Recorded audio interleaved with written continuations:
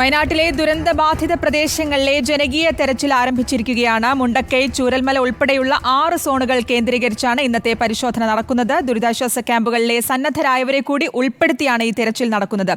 പ്രാദേശിക ജനപ്രതിനിധികൾ, സന്നദ്ധ പ്രവർത്തകർ തുടങ്ങിയവരും ഈ തെരച്ചിലിൽ പങ്കെടുക്കുന്നുണ്ട്. 3 പേരൊഴികെ മുഴുവൻ സൈനികരും ദുരന്ത ഭൂമിയിൽ നിന്ന് മടങ്ങിയിരിക്കുകയാണ്. വിവരങ്ങളുമായി സൈനിയോ മനോമി, അർജുൻ കല്യാട് എന്നിവരാണ് ചേരുന്നത്. ആദ്യം അർജുനിലേക്കാണ്. അർജുൻ ബെയിലി പാലത്തിന് സമീപത്താണ് നിൽക്കുന്നത്. അർജുൻ, നേരത്തെ അവിടെ സന്നദ്ധ പ്രവർത്തകരും ഈ തിരച്ചിലിന് എത്തിയ ആളുകളെല്ലാം തന്നെ തയ്യാറായി നിൽക്കുന്ന കാഴ്ചകൾ കാണിച്ചിരുന്നു. തിരച്ചിൽ ആരംഭിച്ച് കഴിഞ്ഞിട്ടുണ്ടോ? അവിടെ നിന്ന് പൂർണ്ണമായ ആളുകൾ ദുരന്ത ഭൂമിയിലേക്ക് പ്രവേശിച്ചു കഴിഞ്ഞു അർജുൻ?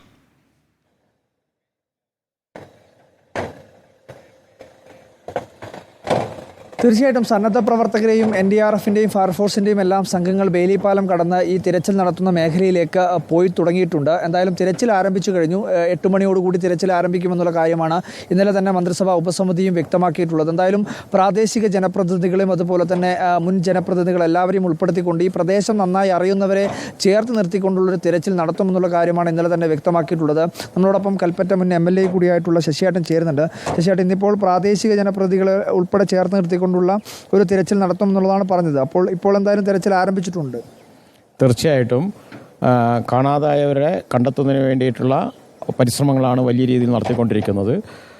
അതിൽ ജനകീയമായി ഈ കാര്യങ്ങൾ ചെയ്യണമെന്നാണ് ഗവൺമെൻറ് തീരുമാനിച്ചിരിക്കുന്നത്. അതിൻ്റെ ഭാഗമായിട്ട് ക്യാമ്പിൽ കഴിയുന്ന ആൾക്കാർ അവരെയും കൂടെ പങ്കാളിത്തം, അവരെയും കൂടി നിർദ്ദേശങ്ങൾ, അവർ ചൂണ്ടിക്കാണിക്കുന്ന സ്ഥലം, അവർ പറയുന്ന ഇടങ്ങൾ, അതെല്ലാം സന്നദ്ധ പ്രവർത്തകരും അതുപോലെ തന്നെ NDRFും പോലീസും അതുപോലെ മറ്റ് സംവിധാനങ്ങളെല്ലാം, ഔദ്യോഗിക സംവിധാനങ്ങളും സന്നദ്ധ പ്രവർത്തകരെല്ലാം കൂടെ ചേർന്ന് പരിശോധന നടത്തുകയാണ്. അങ്ങനെ പരിശോധന നടത്തി എന്തെങ്കിലും കാര്യങ്ങൾ കണ്ടെത്താൻ കഴിയുമോ എന്നുള്ള അവസാന പരിശ്രമങ്ങളും കൂടിയാണ് നടത്തിക്കൊണ്ടിരിക്കുന്നത്. അതുകൊണ്ട് ഏറ്റവും ജനകീയമായും ഏറ്റവും സുതാര്യപരം, ഏറ്റവും ജനാധിപത്യപരമായിട്ട് ഈ കാര്യങ്ങൾ മുന്നോട്ട് പോകണം എന്നാണ് ഗവൺമെൻറ് ആഗ്രഹിക്കുന്നത്. ആ നിലയാണ് ഇപ്പോൾ തുടരുന്നത്. ക്യാമ്പിൽ നിന്ന് ഉള്ളവരുടെയും കൂടെ, കാരണം അവർക്ക് എവിടെയാണ് വീട് എന്നറിയാം, അവർക്ക് ഇന്ന സ്ഥലമാണ് സംശയമുള്ളതെന്നറിയാം. ആ സ്ഥലങ്ങൾ പരിശോധിച്ചുകൊണ്ട് കാണാതായവരെ കണ്ടെത്താനുള്ള എന്തെങ്കിലും അവസാന ശ്രമവും കൂടി നടത്താൻ കഴിയുമോ എന്നുള്ളത് മനുഷ്യസാധ്യമായ എല്ലാ കാര്യങ്ങളും ചെയ്യാനാണ് ഗവൺമെൻറ് ആഗ്രഹിക്കുന്നത്. ക്യാമ്പിലുള്ളവരും പ്രദേശവാസികൾക്കൊക്കെ ഒരു അവസാനഘട്ടം അവരുടെ ഒരു സംശയം കൂടി ഇതിൻ്റെ ഭാഗമായി ദൂരീകരിക്കുക, അവരുടെ മാനസിക നിലയോടൊപ്പം തന്നെ നമ്മളും ഐക്യപ്പെട്ടുകൊണ്ടുള്ള തിരച്ചിൽ നടത്തുക എന്നുള്ളത് തന്നെയല്ലേ ഈ ഒരു ജനകീയ തിരച്ചിലോട് ഉദ്ദേശിക്കുന്നത്? തീർച്ചയായിട്ടും. പിന്നെ ഇത് ഇനി തിരഞ്ഞിട്ട് കാര്യമില്ല എന്ന് തീരുമാനിക്കേണ്ടത് ഗവൺമെൻറ് തലത്തിൽ മാത്രമല്ല, ജനങ്ങളാണ്, പ്രദേശവാസികളാണ്. അവർക്കാണ് ഉറ്റവരും ഉടയവരും എല്ലാം നഷ്ടപ്പെട്ടിരിക്കുന്നത്. അവരുടെ സുഹൃത്തുക്കളാണ് നഷ്ടപ്പെട്ടിരിക്കുന്നത്. അവർക്ക് ഇടങ്ങൾ നല്ലപോലെ അറിയാം, ഇന്ന സ്ഥലത്ത് സാധ്യതയുണ്ടെന്നുള്ള അറിയാം. അവരുടെ സംശയമായിരിക്കാം. ആ സംശയം ഉൾപ്പെടെ എല്ലാ കാര്യങ്ങളും ദൂരീകരിക്കുക എന്നുള്ളത് ഗവൺമെൻറ് ചുമതലയാണ്, നമ്മുടെ ഭരണ സംവിധാനത്തിൻ്റെ ചുമതലയാണ്. ആ കാര്യങ്ങളാണ് ഇപ്പോൾ അവരുടെയും കൂടി അഭിപ്രായങ്ങൾ കേട്ട് നടപ്പിലാക്കിക്കൊണ്ടിരിക്കുന്നത്. ഇനി ഏറ്റവും പ്രധാനമായിട്ടുള്ളത് പുനരധിവാസം ഉൾപ്പെടെയുള്ള കാര്യങ്ങളാണ്. പ്രധാനമന്ത്രി ഉൾപ്പെടെ ഇന്നലെ വന്നു പോയിട്ടുണ്ട്. അപ്പോൾ ഈ പുനരധിവാസവുമായി ബന്ധപ്പെട്ടുകൊണ്ട് സർക്കാർ ടൗൺഷിപ്പ് പ്രഖ്യാപിച്ചിട്ടുണ്ട്. പക്ഷെങ്കിൽ കൂടി ഇവരിലെല്ലാം പലരും പങ്കുവയ്ക്കുന്നത് തങ്ങളുടെ ഇത് എല്ലായിടത്തും ഒരു സ്ഥലത്താവുമോ അല്ലെങ്കിൽ വേറെ സ്ഥലങ്ങളിലാവുമോ എന്നുള്ള ഒരുപാട് ആശങ്കകളുണ്ട്. പക്ഷേ സർക്കാർ അത്തരത്തിൽ എല്ലാവർക്കും ആശങ്കകൾ പരിഹരിച്ച് എല്ലാവരുടെയും വാക്കുകൾ കേട്ടുകൊണ്ട് കാര്യങ്ങൾ ചെയ്യുമെന്നുള്ളതാണ്. ഒരു ജനകീയമായിട്ടുള്ള ഏതെങ്കിലും തരത്തിലുള്ള അഭിപ്രായം സർക്കാരിന് മുമ്പിൽ ഈ പറയുന്ന മുൻ MLA കൂടിയാണ്. അപ്പോൾ ആ തരത്തിൽ സമർപ്പിച്ചിട്ടുണ്ടോ അല്ലെങ്കിൽ നിർദ്ദേശിച്ചിട്ടുണ്ടോ? അല്ല, ഗവൺമെൻറ് ക്യാബിനറ്റെല്ലാം ചർച്ച ചെയ്ത് പുനരധിവാസത്തെ സംബന്ധിച്ചുള്ള ഒരു രൂപരേഖ തയ്യാറാക്കി മുന്നോട്ട് പോകുന്നുണ്ട്. 2 അഭിപ്രായങ്ങൾ ഉയർന്നു വരുന്നുണ്ട്. ഒരു അഭിപ്രായങ്ങൾ ഉയർന്നു വരുന്നത് ഞങ്ങൾക്കെല്ലാവർക്കും ഇവിടെ തന്നെ താമസിക്കണം, ഞങ്ങൾ ഒരു ദുരന്തത്തിലകപ്പെട്ട ജനവിഭാഗങ്ങളാണ്, ഒരുമിച്ച് താമസിക്കണം എന്ന് പറയുന്ന അഭിപ്രായങ്ങൾ ഉയർന്നു വരുന്നുണ്ട്. ചിലർ പറയുന്നത് ഇനി അങ്ങോട്ട് വരുന്നില്ല, ഞങ്ങളെ മാനസികമായിട്ട് തകർത്തു കളഞ്ഞു, ഇനി അങ്ങോട്ട് വരുന്നില്ല എന്ന് പറയും. ഈ 2 അഭിപ്രായങ്ങളുമുണ്ട്. അതെല്ലാം ഗവൺമെൻറ് പരിഗണനയ്ക്ക് വിധേയമാവും. വൈകാരികമായ അഭിപ്രായങ്ങൾക്ക് സ്ഥാനമില്ല എന്ന് നമുക്ക് പറയാൻ വേണ്ടി കഴിയില്ല. വൈകാരികമായ അഭിപ്രായങ്ങൾ കേൾക്കേണ്ടതുണ്ട്, ജനാധിപത്യപരമായി തീരുമാനിക്കേണ്ടതുണ്ട്. അതോടൊപ്പം തന്നെ പ്രായോഗികമായിട്ട് വളരെ പ്രധാനപ്പെട്ടത് പ്രായോഗിക തീരുമാനങ്ങളാണ്. ഇപ്പോൾ സ്കൂൾ തകർന്നു പോയി, ഇനി ഇവിടെ തന്നെ അത് വേണം എന്ന് നമുക്ക് നിർബന്ധിച്ചു കഴിഞ്ഞാൽ അത് സാധ്യമാണോ എന്ന് പറയേണ്ടത് കേവലം വൈകാരിക നിലപാട് കൊണ്ട് മാത്രമല്ല, അത് ജിയോളജിക്കൽ ഡിപ്പാർട്ട്മെൻറ്റാണ് പറയേണ്ടത്. നമുക്ക് സംവിധാനങ്ങളുണ്ട്. ആ സംവിധാനങ്ങൾ ഉപയോഗിച്ചുകൊണ്ട് അവിടെ എവിടെ താമസിക്കാൻ കഴിയും. ഇപ്പോൾ നഷ്ടപ്പെട്ട വീടുകൾ, പൂർണ്ണമായി നഷ്ടപ്പെട്ട വീടുകൾക്ക് പുതിയ വീട് ഉണ്ടാക്കി കൊടുക്കണം. ഭാഗികമായി നഷ്ടപ്പെട്ട വീടുകൾ, ഇപ്പോൾ വീടുകൾക്ക് വലിയ കുഴപ്പമൊന്നുമില്ല, പക്ഷേ അവിടെ താമസയോഗ്യ ആണോ എന്ന് പറയേണ്ടത്, ഫിറ്റ്നസ് ആണോ എന്നൊക്കെ പറയേണ്ടത് ബന്ധപ്പെട്ട സംവിധാനങ്ങളാണ്.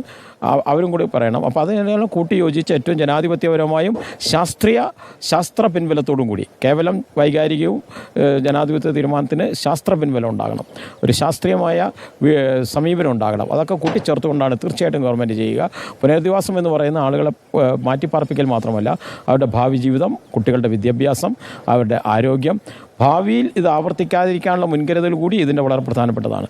എപ്പോഴും ഇങ്ങനെ ഉണ്ടായാൽ താമസിപ്പിക്കാമെന്ന് മാത്രമല്ല, ഭാവിയിൽ ആവർത്തിക്കാതിരിക്കാനുള്ള മുൻകരുതൽ എന്താണ് എടുക്കാൻ കഴിയുക.